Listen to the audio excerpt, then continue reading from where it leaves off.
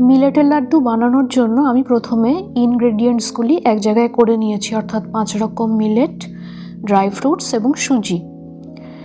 এই গেল little millet, barnyard millet, foxtail millet এবং কোডো মিলেট।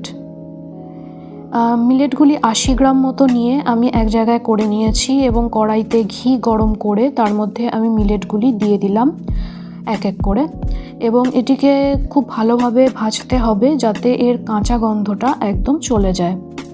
এরপর কড়াইতে ঘি গরম করে আমি রাগি, যেটা আমার কাছে গুঁড়ো আকারে ছিল, সেটিও ভালো করে ভেজে নিলাম, এর রং পরিবর্তন হবে, এবং সুজিটাকেও ঘিতে ভালো করে ভেজে নিলাম। সুজি এবং রাগি রং পরিবর্তন হয়ে এইরকম হবে।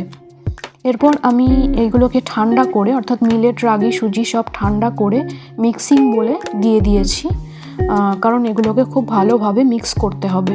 মিক্স করার আগে আমি এর মধ্যে দিয়ে দিয়েছি পরিমাণ মতো গুড়, একটু বেশি করে মিষ্টি দিতে হবে কারণ তিতকুটে ভাব থাকে। এরপর দিলাম গরম মশলার গুঁড়ো।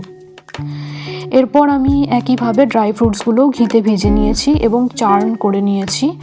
এরপর সমস্ত মিলেটস এবং ড্রাই ফ্রুটস একসাথে মেশাতে হবে, খুব ভালোভাবে হাতে মাখতে হবে, হাতে ঘি নিয়ে নিয়ে মাখতে হবে যাতে এগুলির মধ্যে একটা আঠালো ভাব চলে আসে।